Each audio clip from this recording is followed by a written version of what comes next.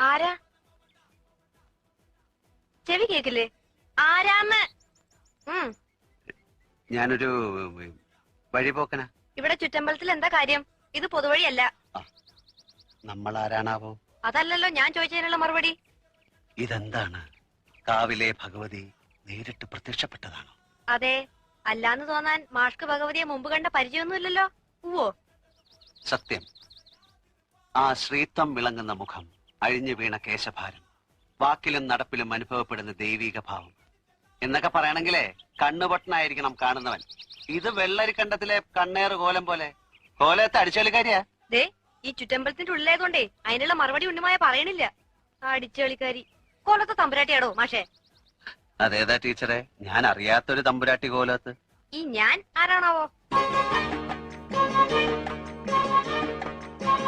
തമ്പുരാൻ, കണിമംഗലം കോവിലകത്തെ ജഗന്നാഥൻ തമ്പുരാൻ. കണ്ടാലും പറയും ഒരു തമ്പുരാൻ. കോലം വാങ്ങിച്ച ആളുടെ ബാല്യക്കാരനാ?